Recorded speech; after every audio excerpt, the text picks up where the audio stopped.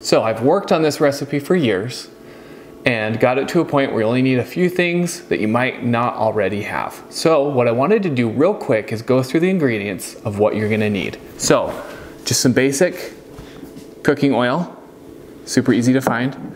Chicken thighs, I prefer chicken thighs because the longer you cook them, the softer they get, whereas chicken breasts kind of dry out. Just some heavy whipping cream. You don't need this big of one. We're gonna use like a half cup. Stewed tomatoes, butter. These here are pretty common. You can get them together, ginger garlic paste or separate. If you don't have them or can't find them, what we do sometimes is just make it. So you can just blend up, like in a food processor, garlic with a little oil, and then chopped up ginger with a little oil, just in a food processor, and it makes that, and it's just as good. And it's a lot cheaper too. Garam masala. This might be the part that's a little harder. You can get them online. I've got a link in the description below where you can buy some, or you might have a store nearby you can get it. Onions. This is just a yellow, medium-sized onion, and coconut milk. And that is it. Aside from maybe some salt and pepper, that's it. That's all you need. And rice. You need rice. Most people have rice. I use basmati, but jasmine's just fine. Any kind of rice. So let's get into the process of cooking it. The chicken you're gonna need is chicken thighs. You can do it with chicken breasts. I prefer thighs because the longer they cook, the softer they get and they're juicy. If you buy boneless, skinless chicken breasts, you bought the wrong thing. If you buy boneless, skinless chicken thighs, what you can do is chop them up into bite-sized pieces and then just hit them with a little bit of salt. A little bit of salt, not too much because we'll get some flavor from the curry, but just a little bit of salt. If you bought bone-in, skin-on chicken thighs, I'll show you over the next 30 to 40 seconds what to do. If you already have this, you can skip ahead. These are generally about half the price though, so that's what I bought because I'm a cheapskate. First thing you're gonna do, pull the skin off. Sometimes there's a little extra fat right there. Get rid of it. Flip it over, locate the bone here. Take your knife along the bone. I'll try and show you from this side. And just cut under the bone. And just keep rolling it and cutting it.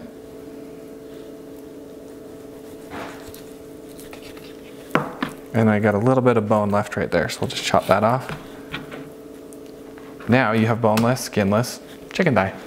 We'll just go through and cut them up into 1-inch pieces or bite size, whatever you prefer. Now we're gonna cook the chicken. Go ahead and add about a tablespoon of oil. And you want this on medium to high heat, probably more towards the high end. We're cooking the chicken, we're browning it. We're not cooking it till it's completely done. We're just browning it to add some flavor.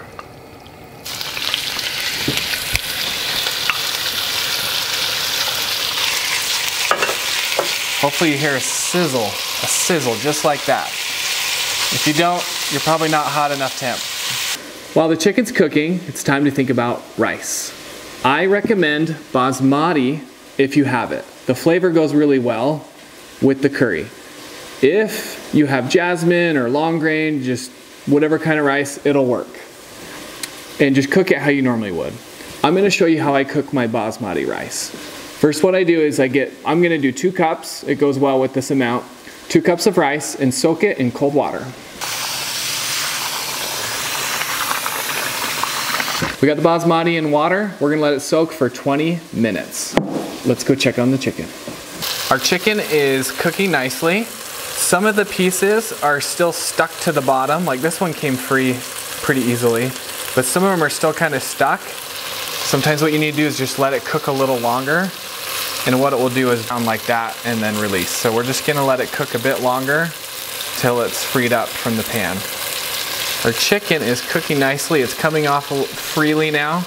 You can see a little bit of color on that piece. So now our chicken is easily coming off. I mean, you'll get little pieces that stick here and there, but for the most part, you can see the chicken is browning. Our chicken has browned a bit. And really this step is just to get a jump start on cooking the chicken. So once you get some browning and it looks like it's been cooked a bit similar to this, let's go ahead and pull it aside. Piece by piece. Now we cook the onions. The onions don't need to be perfectly cut because we're gonna blend this anyways, so just a rough chop is fine here.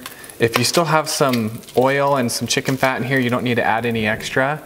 And I lowered the temp down to about medium because we wanna brown these, but we don't wanna burn them. So let these cook for about 3 to 5 minutes. Once they start looking translucent, we know we're ready for the next step. You'll probably notice a little bit of stuff burning, well not burning, but browning to the side. The bottom. You'll see stuff browning on the bottom. As we add like the stewed tomatoes, that'll break free and add flavor. Now add your ginger garlic paste. Give it a mix. This part's gonna be very aromatic. You will have wonderful smells. Let that cook for about 2 to 3 minutes. Now we're ready to add our butter and garam masala. So go ahead and add the butter.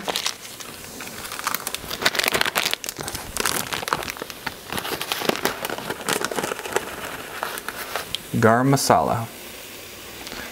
This part's also gonna smell really good, and we are toasting the seasoning because it actually brings out more flavor in them. And we are now ready to add in our stewed tomatoes. Yes, there's big chunks. Don't worry, we're gonna be blending this up. And then our coconut milk. Oh, it smells so good with the coconut. We're cooking on medium. Let this cook for another 5-10 minutes. Let the flavors kind of get to know each other a little bit, right? Get used to each other. And then we're gonna blend it up, and then we'll add the chicken back in.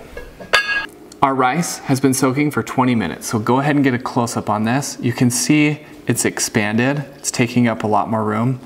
It's soaked up that water. So what we're gonna do now is rinse it a couple times and throw it in the rice cooker.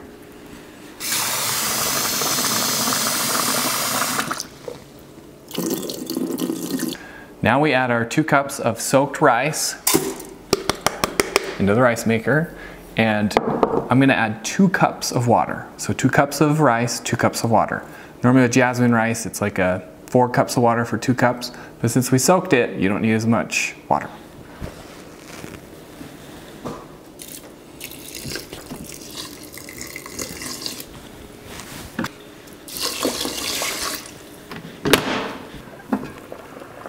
Okay, our ingredients have learned to play well and play nice together.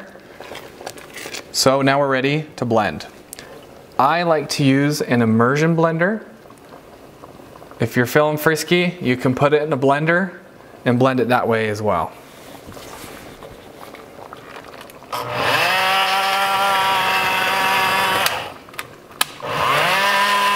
I like to tip it on its side so it's deeper and push a lot of those big chunks down and blend it down here.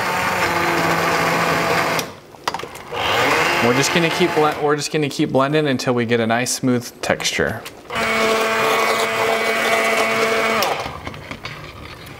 That is the texture we're looking for. Now we'll go ahead and add the chicken. We're gonna let that cook until our chicken is nice and soft and delicious. Oh, it smells so good. Our butter chicken has been cooking with the chicken in it for about 15-20 minutes, and it is looking delicious and is smelling even better. So what we're gonna do is check that the chicken's done. So what you can do is grab a spoon and get a fork and just make sure it's tender. Or you can try a bite, or get a thermometer and make sure it's like, at least 170, 180 degrees. Now we're gonna add our cream.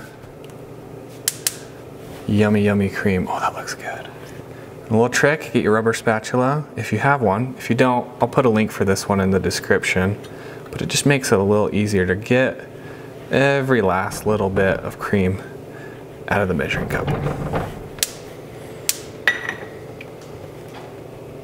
Now let's go plate this thing up and try a bite. One thing I forgot to mention before you plate it up, you always want to check to make sure the taste and flavor is how you like it. So Go ahead and grab a little bit, put it on a spoon, try it out. And ours could use just a little bit more salt. And what the salt's gonna do is help pull out those flavors. It's gonna enhance them. It's not just adding saltiness, it's enhancing the flavors. So just taste it, see how it is before you plate it up. We have plated our butter chicken, or should I say bowled. I prefer it in a bowl because it stays warmer longer. Also, you can put your rice off to the side, kind of decide how much curry you want with each bite. Then you can also dip your naan in the curry. Let's go in for a bite.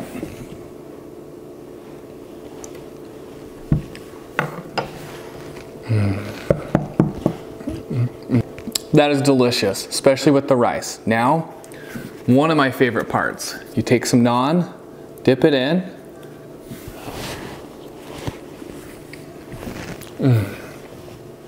It is so good with the naan. I could eat this whole thing with just naan and be completely happy. I've got a video, I'll put a link in the description for our video on how to make this delicious naan that goes perfectly with this delicious butter chicken.